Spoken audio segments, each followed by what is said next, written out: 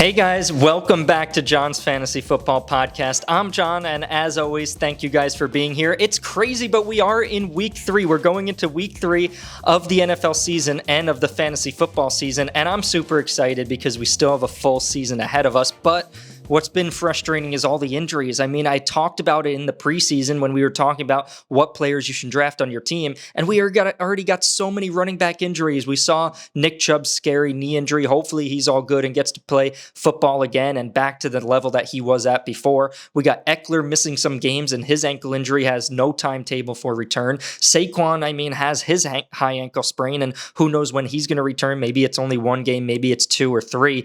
But we got so many injuries, which is unfortunate.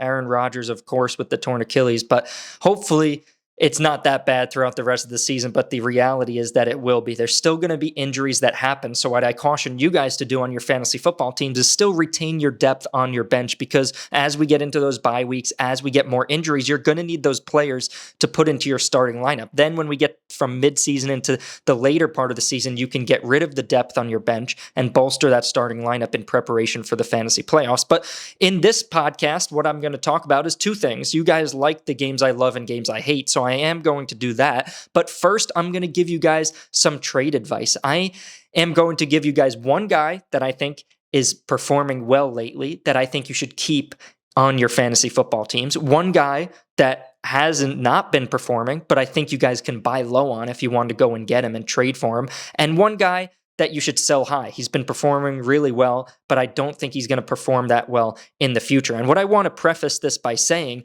is that I made a very long and lengthy post on the Patreon, on my Patreon this week, that's already posted there. So if you guys head over to the Patreon and join just tier 1, which is $2 a week, you'll get all my weekly picks, weekly sits, chalkboard streaks, rankings, everything on Sunday. You'll get my game day thoughts every day of the NFL season, like Monday if there's games, Thursday I posted thoughts about the Giants and 49ers game before that happened. Plus, you'll get some weekly advice from me based on what fantasy strategies I'm implementing on my fantasy teams. And one of them is what players to trade for, what players to keep, buy low opportunities, and sell high opportunities. So in that post that I posted on Wednesday on the Patreon, I gave you guys 5 players that you should keep that are performing well, and I think you should keep on your fantasy football teams. I gave you 8 players that you can buy low on, and 4 players that are performing now, but I think you should sell high on them in your fantasy football league. So if you want access to that article, just go over to the Patreon, and it's super helpful. But what I'm going to give you guys right now is one player from each of those categories and one player that I talked about in that article, and give you guys some advice. So the first guy that I would keep on my fantasy football teams is Kyron Williams. He obviously had a great game last week against the San Francisco 49ers, one of the best run defenses in the league, and put up 28 fantasy points. He had 10 targets out of the backfield, rushed for a touchdown, caught a touchdown, and now with Cam Akers on the Minnesota Vikings, I think he's going to be a lead back in Los Angeles on the Rams, and I think he's going to have a great rest of the season. Look, this offense looks good. They put up 23 points on the 49ers, and with Puka Nacua there getting a lot of catches, obviously setting records already, Tutu Atwell and Cooper Kupp coming back in a little bit, this offense is going to be able to move the ball down the field, and Kyron Williams looks like he has a lot of gas in the tank. He really fights for every yard, every play, and I really like him. So if you have him on your fantasy football team, great job, because you either drafted him or picked him up, and I want you to keep him, at least for the next month or 2. Let's see what happens. We could always trade him later, but for now, he's going to be a great asset, a really solid RB2, or even a flex option in a lot of your leagues. One guy that I think you should buy low on is Jamar Chase. He hasn't even hit 10 fantasy points in either of the first 2 games. The Bengals offense is really struggling, and after T. Higgins had 0 in week 1, he had 28.9 in week 2, all in the second half, basically. And a lot of you Jamar Chase owners are like, what the heck happened? I drafted this guy number 2 overall in my fantasy football leagues, or number 3, and he just hasn't been performing. He's been getting no points. T. Higgins is outshining him. Anytime there is a good game, he has it, and it's just very frustrating. Burrow with that calf injury, Monday night, it seems like he is going to play, but who knows yet. So it's just frustrating. The Bengals are 0-2. Now, they started 0-2 last season, so I think they're going to pick it up. And we still think Chase is a great receiver. And looking at the Bengals' schedule throughout the rest of the season, I still don't see any team that could stop Jamar Chase. He's a great receiver, and I don't see any cornerback that he's going to be matching up against that can really stop him. Because He does have to play Denzel Ward one more time in Cleveland, but he also has to play the Steelers, who just let Ayuk have his best game of his career. So I'm not worried about anybody on the Steelers, and I'm not really worried about anybody on the Ravens because T. Higgins just had 28 fantasy points in the second half against them, and we've seen Jamar Chase and Burrow slash the Ravens in the past. So Jamar Chase, obviously still a top-tier receiver, but if you can go and get a guy like Jamar Chase, I would definitely do that. And trade packages, if you guys are looking for players that you should trade for Jamar Chase, definitely head over to the Patreon and message me there if you're in tier 2 or tier 3 so I can help you out. But you're going to want to give maybe a flex wide receiver and an RB2 to upgrade to Chase, but you want to make sure that you still have that depth on your bench to throw a guy into your flex if you give a 2-for-1 deal for Chase. But I would be willing to look around your league, talk to the owner of Jamar Chase, see how they feel, and maybe you can get a top-tier receiver at a low cost. And then one guy that I think you should sell high because he's been performing really well lately is Raheem Mostert. Now, Mostert had a great game against the New England Patriots. He had over 80 yards, 2 rushing touchdowns, and it looks like he's the lead back, but remember that A-Chain is still a great running back, and he's going to be more involved in this offense. I don't think he's going to get into a full split with Mostert. I still think Mostert's going to be the main guy there, but don't forget that Jeff Wilson is also coming back from IR after week 4.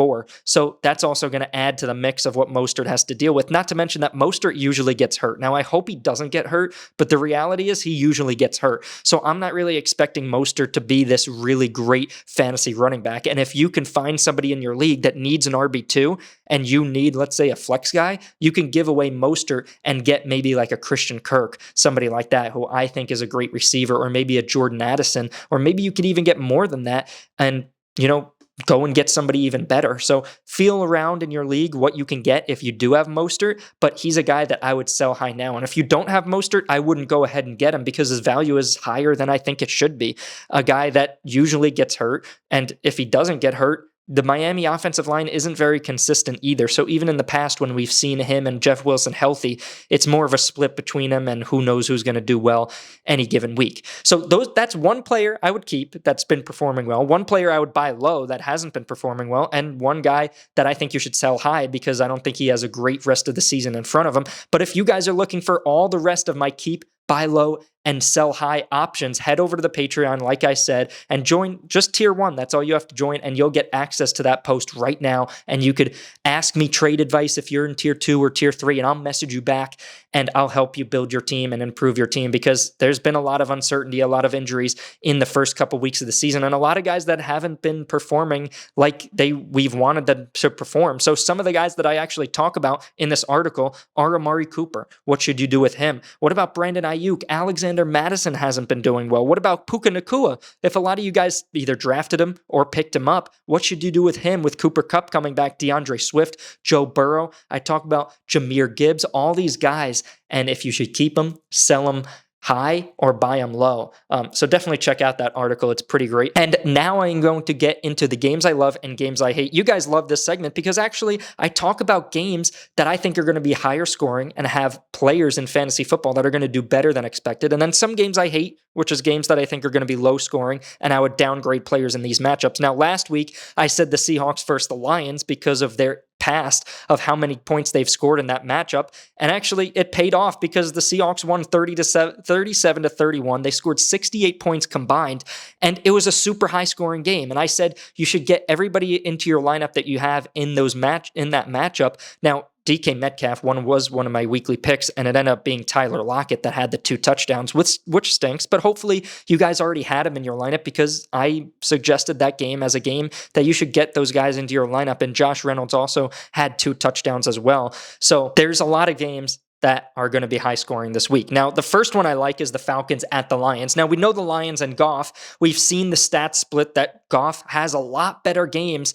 He throws a lot more touchdowns, a lot more yards when he's at home. And he's at home this week. So I think the Falcons, they know how to score points. I think they're going to score a lot. I think the Lions are going to score a lot. David Montgomery seems like he's not going to play. So Gibbs, if there's any week that he could pop off, it's this week. Amon-Ra St. Brown has that toe injury. It seems like he's going to play Josh Reynolds with a little bit of a groin injury. I'm not really worried about that. So Reynolds, I would stream him. Amon-Ra, you're definitely getting him in your lineup. Laporta at tight end, I would stream, and Gibbs, you're getting him in. Goff, also another streaming option for this week as well. Bijan and Algier, I think, are going to have pretty solid games as well for Atlanta. So I like that game. If you have players in that matchup, upgrade them and, have the idea that they might do better than their projections say this week. Another game is the Chargers at Vikings. It's crazy that both these teams are 0-2, but I think this could be a sneaky high-scoring game because of how much these teams have been struggling on the defensive side of the ball. The Chargers have just been giving up so many points, but they actually also score a lot of points. So Josh Kelly didn't have a great game last week against the Titans, but I think he could have a better game this week. Mike Williams, Keenan Allen after 2 touchdowns last week. Herbert,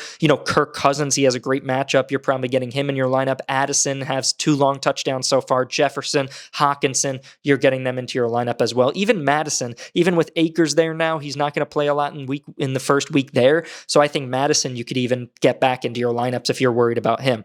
And then the last game is the Panthers at the Seahawks. I just talked about the Seahawks and their terrible defense. I think the Panthers with Andy Dalton starting at quarterback with Bryce Young hurt, I think they could score some points. I do think that the Seahawks are going to end up winning this game, but I think this could be a higher scoring game than people think. And I think that the Panthers will actually be able to score some points in this game because they like to run the ball and the Seahawks don't have a very good run defense. Now, for 3 games that I hate, the first one is the Patriots at the Jets. This might be the lowest scoring game in the entire week. I think neither team is really going to score a lot of points. They're both very defensive oriented and not a lot of offensive weapons for both of these teams.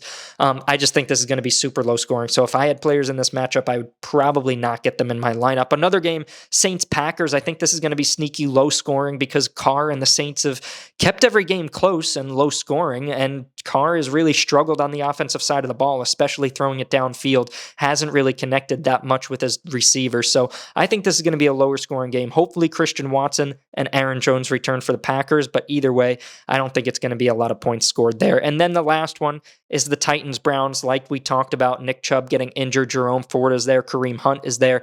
I just think this is going to be low scoring. Like I've said in the past, the Titans usually keep games low scoring and close. So I think this is going to be some of the same things. It's tough to run on the Titans and it's tough to run on the Browns as well. So it's going to be a game in the trenches and it's going to be a tough game to watch. If I had players in this matchup, I'd probably downgrade them a little bit and maybe not get them in my lineup. Obviously, Derrick Henry and Amari Cooper are probably the only must starts in this game. But other than that, you got to downgrade the players that you have in this matchup.